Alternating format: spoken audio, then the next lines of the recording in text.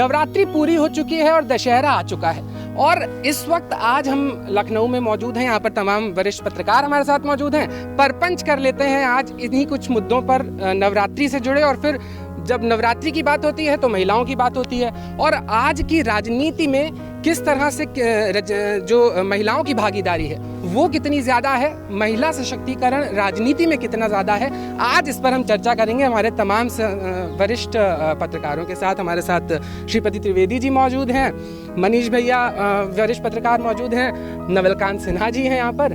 तो भैया सबसे पहला सवाल हम श्रीपति त्रिवेदी जी आपसे कर लें।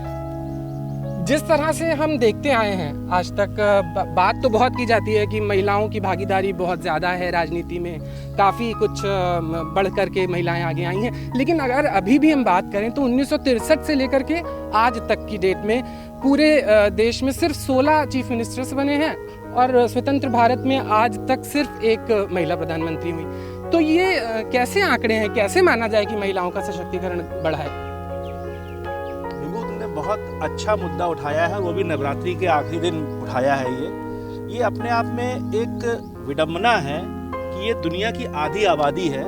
हम आधी आबादी को 33% आरक्षण देना चाहते हैं और आज तक दे नहीं पाए हैं। इसके बारे में हम क्या कह सकते हैं? अब किस पर भरोसा करें और किस पर ना करें, यहीं से संदेश शुरू हो जाता है। कोई ऐसी पार्टी नहीं है, कोई ऐसा दल नहीं है जिसने आज तक महिलाओं का उत्थान करने की बात ना की हो और कर ना रहा हो।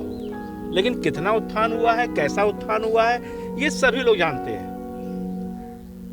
हालांकि स्थितियां काफी बदली हैं, काफी सुधार आया है, महिलाओं की स्थितियां बहुत बदली हैं। आज महिलाएं वो काम कर रही हैं जिनकी कल्पना कभी नहीं की जा सकती थी। लेकिन तब भी कुल मिलाकर महिलाओं को वो दर्जा हासिल नहीं हो पा रहा है जिसकी वो वास्तविक हकदार है। तो इसके पीछे क्या लगता है, वजह क्या है श्रीपति भैया? क्या कहीं आरक्षण में हम कमी कर रहे हैं या फिर और क्या ऐसे चीजें हैं जिसके जरिए हम महिलाओं को? इसमें तमाम चीजें हैं। कई हमारे राजनीतिक दल जो हैं उनकी सोच, सबसे बड़ा मुद्दा यही है कि जो हम महिलाओं को पूरी तरीके से व्यवस्था नहीं दे पा रहे हैं, उसकी सबसे बड़ी वजह एक वो सोच है जो राजनीतिक दल उस दायरे से निकल नहीं पा रहे हैं। वो चाह रहे हैं कि उस आरक्षण में भी आरक्षण का लाभ दिया जाए, यानी पहला आरक्षण महिला के नाम पर हो, दूसरा महिला को जाति के नाम पर आरक्षण मिले। यानी दो आरक्षण के भीतर आरक्षण की मांग को लेकर इसीलिए ये चीजें, तमाम चीजें सॉर्ट आउट नहीं हो पा रही हैं। ये एक हकीकत है और कड़वी हकीकत है। जो माहौल है भैया, आपसे जानना चाहेंगे नवल भैया, क्या लगता है कि किस तरह से महिलाओं के लिए राजनीतिक सशक्तिकरण जो है उसको और ज्यादा बढ़ावा दिया जा सकता है? देखिए, नवरात्र के मौके पे आप ये चर्चा कर रहे हैं, निश्चित रूप से बहुत चर्चा अच्छी है।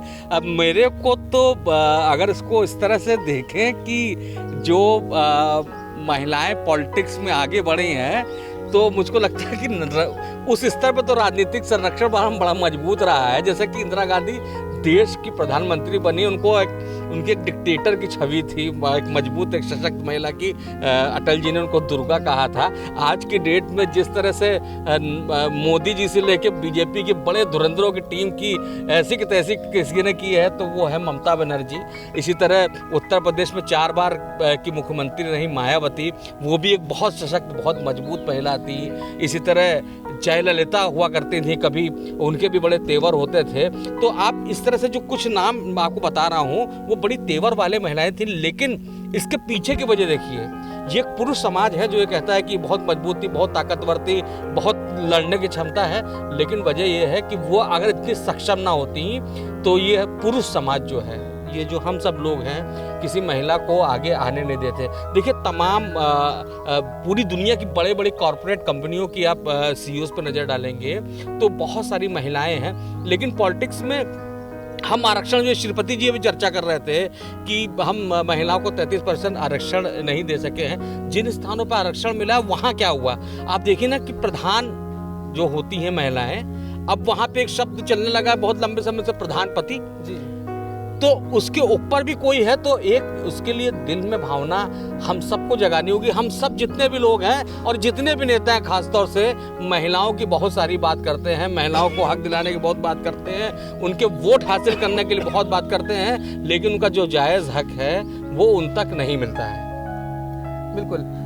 मनीष भैया, आपसे भी हम जानना चाहेंगे, क्योंकि जिस तरह से हम ये देख रहे हैं कि एक रिपोर्ट अभी कुछ दिन पहले आई थी 2019 में, जो संसद में महिला सांसदों की भागीदारी है वो कुछ कम हुई है, तो इसके पीछे क्या लगता है? क्योंकि मोदी सरकार तो बहुत बात कर रही है कि ज़्यादा से ज़्यादा महिलाएं मेन स्ट्रीम में आए राजनीति में, तो क्या वजह है, क्या कारण हो सकते हैं? कि बात करना अलग बात है, उनको मौके देना अलग बात है।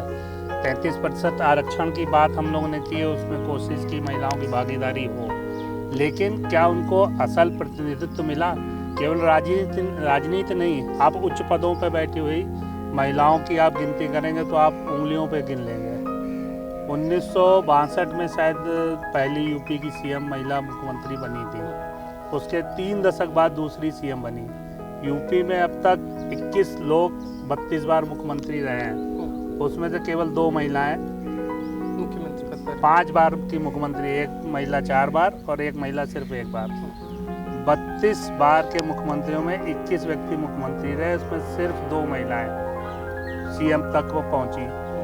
देश भर की बात करें तो 17 राज्य ऐसे हैं जिनमें आज तक एक भी मुख्यमंत्री नहीं बनी।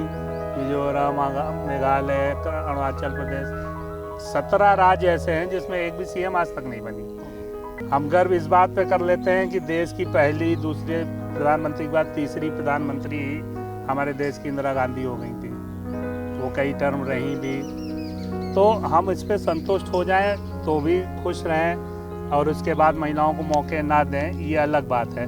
लेकिन राजनीतिक दलों को जितने मौके देने चाहिए वो महिलाओं को दिए नहीं गए, या उस मौके पर महिलाएं अपने को साबित नहीं कर पाई। जिन्होंने अपने को सक्षम बनाया, जिन्होंने अपने को साबित किया, वो राजनीति में लगातार आगे बढ़ी हैं। अभी भी तमाम पार्टियों में महिला नेता हैं जो जोर शोर से अपना प्रतिनिधित्व कर रही हैं, चाहे वो भाजपा हो, चाहे कांग्रेस हो, चाहे बसपा हो या समाजवादी पार्टी हो।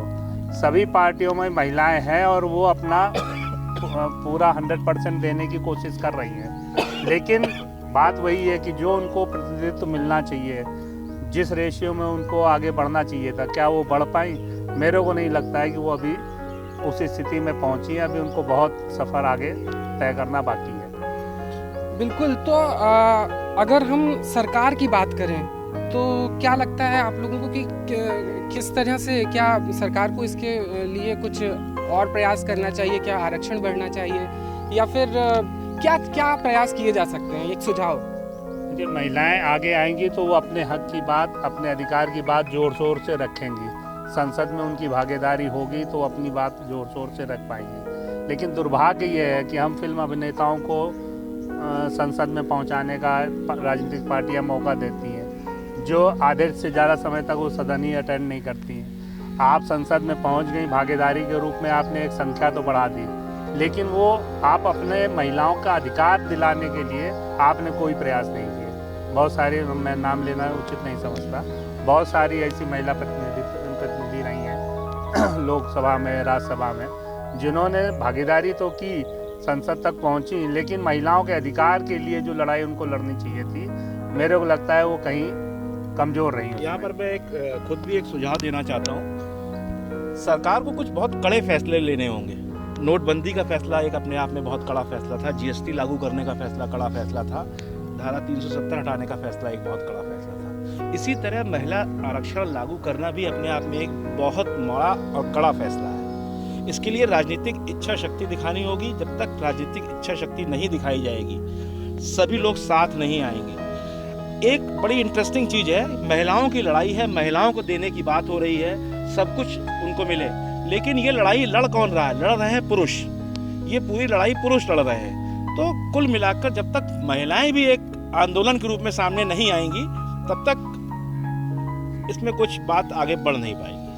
बिल्कुल। तो आज के परपंच में हमने बहुत एक सार्थक विषय पर बात करी, क्योंकि हमेशा हम हंसी ठिठोली के बीच कुछ कुछ पंचायत कर जाते हैं, लेकिन ये जो मुद्दा है महिलाओं का, महिला सशक्तिकरण का राजनीति में, ये काफ़ी